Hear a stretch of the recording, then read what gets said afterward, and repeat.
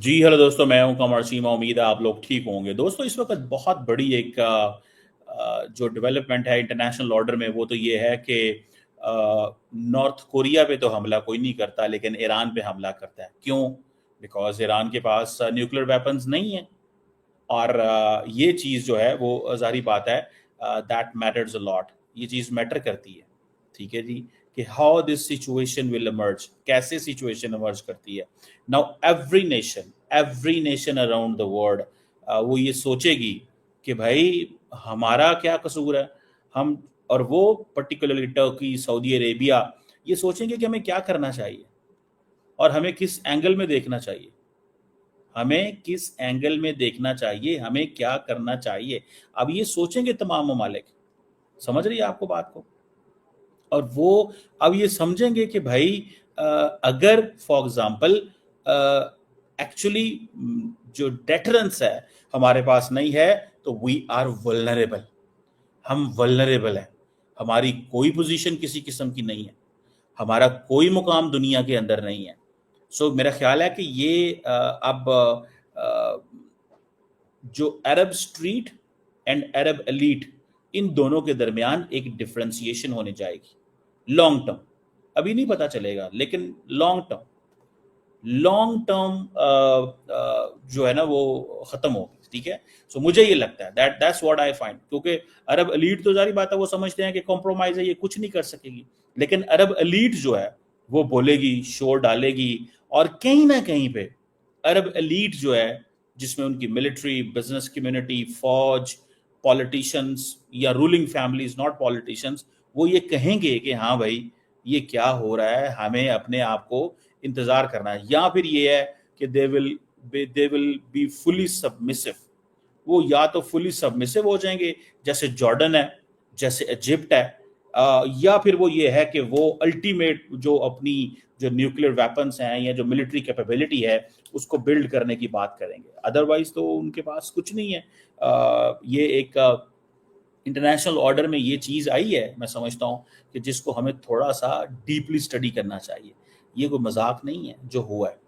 देखें, आपके पास एक चॉइस थी। आपके पास एक चॉइस थी, और वो चॉइस क्या थी कि आप हर कीमत पे डायलॉग के टेबल पे रहते, लेकिन आप डायलॉग के टेबल पे नहीं हैं।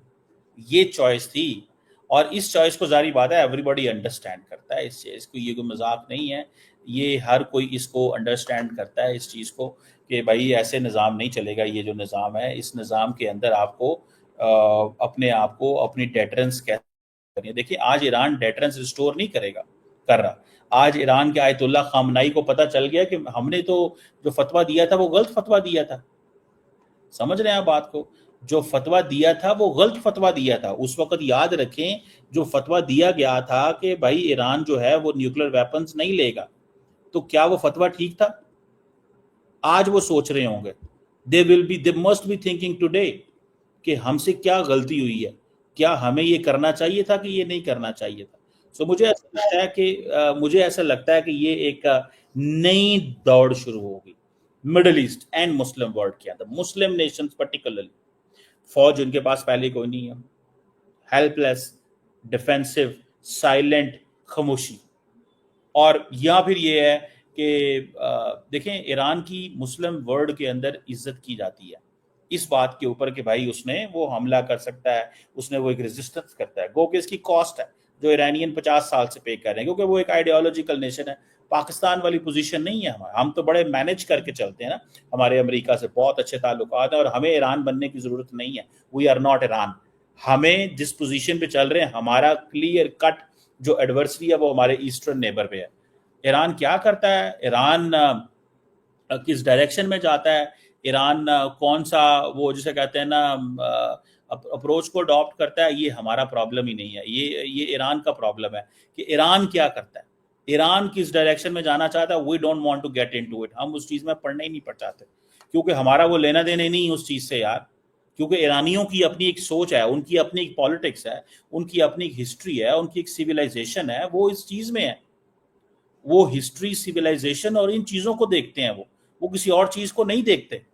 उन्होंने इस चीज़ पे फोकस करना होता है। ठीक है। सो मुझे ऐसे लगता है, व्हाट आई अंडरस्टैंड, कि at the end of the day the government of Arab Nations they will strive for, वो दौड़ लगाएंगे, और उसमें से मेजर जो दो मुल्क हैं that will be Turkey and Saudi Arabia. देखें, आपको मैं मजे की बात बताऊं, तुर्की नेटो का मेंबर है। तुर्की को नेटो का मेंबर बना के हमेशा हमेशा के लिए नॉर्मलाइज कर दिया गया है कि तुमने कुछ नहीं करना, तुम हमारे बंदे हो, समझ रहे हैं। और तुर्की इस चीज़ को समझता है कि मुझे कोई ज़रूरत ही नहीं है लड़ाइयाँ लड़ने की, लेकिन तुर्की अपना असर वसूख, डिप्लोमेसी, मिलिट्री हार्डवेयर वो इस्तेमाल करता रहता है। ख़ास तौर पे कहाँ पे करता रहता है वो करता रहता है इसके सीरिया के, इराक, यहाँ जहाँ पे वो उनके एथनिक इश्यूज और रिलीजन थोड़े बहुत हैं, वो अपनी वो इस इन्फ्लुएंस को इस्तेमाल करने की कोशिश करता है। तुर्की वो माफ नहीं करता, मैं आपको बात बताऊं, वो छोड़ इस चीज़ को। और मुझे जो ज़ाती तौर पे लगता है, सो वो इस चीज़ से निकल जाता है कि यार कौन मेरे बारे में क्या करेगा और कौन कहेगा और कौन नहीं करेगा मुझे। So what I understand is कि आफ्टर दिस थिंग तुर्की को उन्होंने मैनेज कर लिया, जो चीज़ नज़र आ रही है तुर्की को मैनेज कर लो, पहली बात। दूसरे नंबर पे रह गया सऊदी अरब, और सऊदी अरेबिया को दो सिक्योरिटी गारंटीज जो सऊदी अरब मानता है। सऊदी अरब को सिक्योरिटी गारंटीज दो, सऊदी अरब को एंगेज कर लो। अगर हमने सऊदी अरब को एंगेज ना किया देन डेफिनेटली इसके कॉन्सिक्वेंसेस होंगे, ये याद रखें।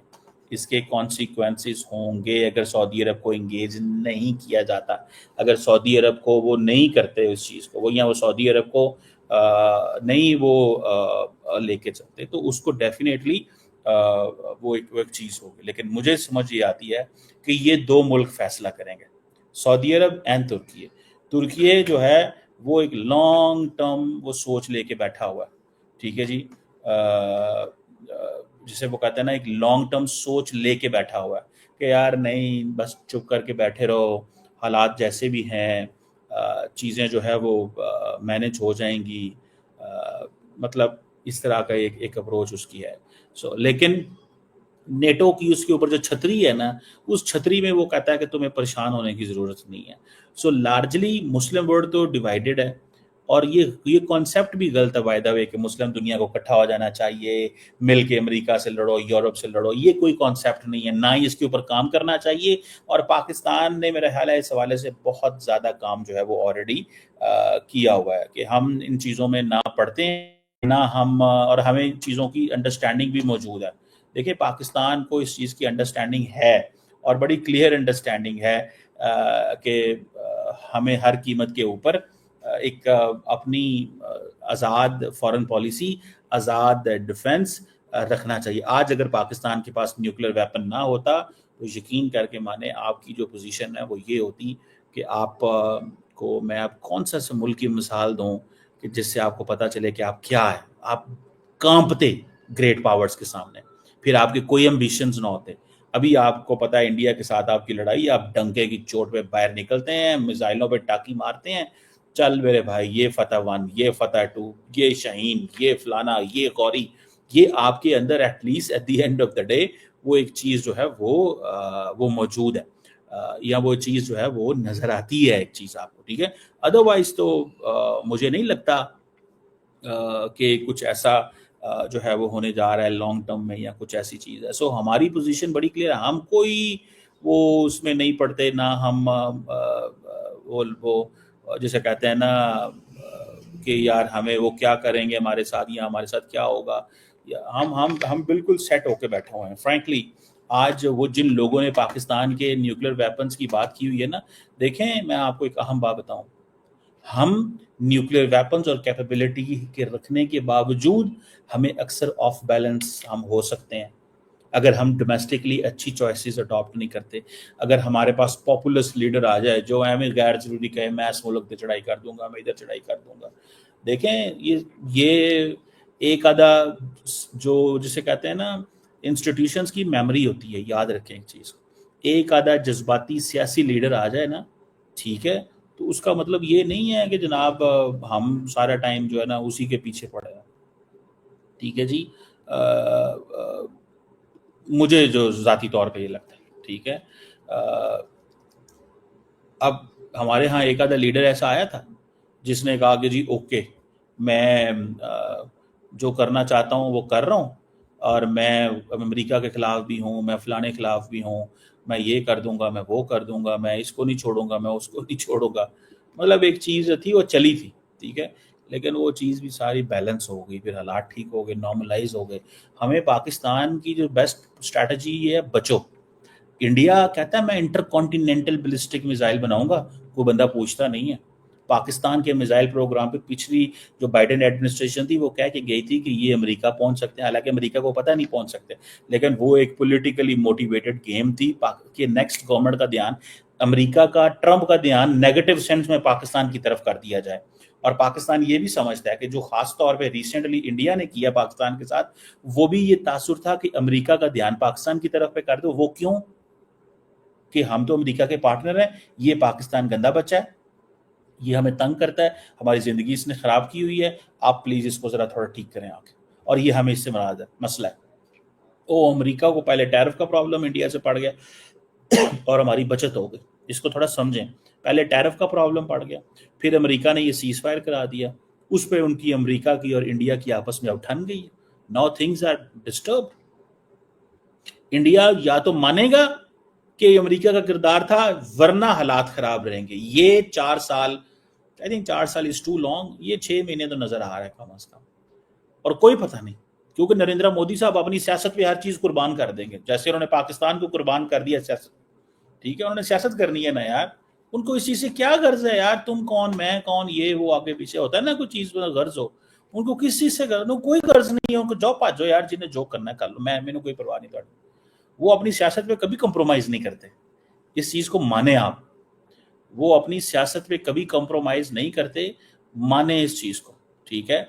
और इस चीज को अंडरस्टैंड करने की जरूरत है कि ये हमारे लिए एक बड़ा इशू है। और at the end of the day, जो वो जिसे कहते हैं ना, एक लॉन्ग टर्म, अब अरब वर्ल्ड सोचेगी कि अब हमें क्या करना है, अब अरब वर्ल्ड सोचेगी कि हमें क्या करना है, ठीक है ना जी, हमें किस डायरेक्शन में जाना है। अब अरब वर्ल्ड को पता चलेगा कि भाई अब रास्ते बनाओ अपने, अगर तुम लोगों ने रास्ते ना बनाए तो आपको पता चल जाएगा कि क्या बनना है और क्या करना है और क्या नहीं करना। सो मुझे तो व्हाट आई अंडरस्टैंड इज कि एक बड़ी जंग, बड़ा सिलसिला जो है वो शुरू हो गया है। जंग से मुराद ये नहीं है कि कोई लड़ाई होने लगी है अभी, हमारे इंडिया, हम वो बड़े ध्यान से लड़ेंगे। ईरानियंस ईरानियंस कभी भी अमेरिका के लॉन्ग टर्म वो हमले नहीं करेंगे इतने लंबे चौड़े, वो करेंगे भी तो बस एक मैनेज किस्म के हमले होंगे, क्योंकि अमेरिका ने उनके जो एनरिचमेंट इंफ्रास्ट्रक्चर पे हमला किया, उनकी स्टॉक पाइल्स पे नहीं किया। ये जरा इसको थोड़ा डिफरेंशिएशन करें, enrichment apparatus infrastructure is different from the stock piles. So वो हमला उस तरह नहीं करे, आप सोच सकते हैं, ठीक है ना जी।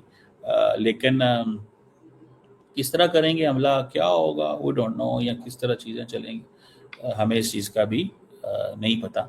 सो अभी जैसे फॉर एग्जांपल हमारे दोस्त इंडिया में, थोड़ा सा पॉइंट ये मेरे जहन में आ रहा है कि वो दोस्त हमारे कह रहे थे इंडिया में, वो नहीं जी पाकिस्तान की जो सरजमीन है ना, वो उन्होंने इस्तेमाल की है। उन्होंने पता कौन सी सरजमीन इस्तेमाल की है? मैं आपको ये बताऊंगा अब अगली डिस्कशन में किसी में, उन्होंने कौन सी सरजमीन इस्तेमाल की है, ठीक है। ये इनको पता होना चाहिए। वो अमेरिकन के पास इतनी चॉइसेस हैं कि आपकी सोच है, आपकी सोच हो सकती है। बहरहाल मुस्लिम वर्ल्ड जो है ना वो तैयार हो गई है, इनके दिमागों में चीज़ें बैठ गई हैं, क्योंकि Iran was the ultimate option थी, ठीक है। लेकिन मुस्लिम वर्ल्ड इस चीज़ पे भी अंदर से खुश है सारे कि ईरान को फेंटा लग रहा है। मैं सच्ची बात बताऊं, अंदर से खुश हैं, सबको फेंटा लग रहा है। एक बहुत बड़ी ताकत थी, इसको अमेरिका ने न्यूट्रलाइज कर दिया, इसराइल ने न्यूट्रलाइज कर दिया, अब हमें क्या टेंशन है। अब हम जो है ना वो आराम से इनसे गुड्डी गुड्डी होकर चलते रहेंगे। इस एंगल को भी अंडर एस्टिमेट नहीं करना चाहिए।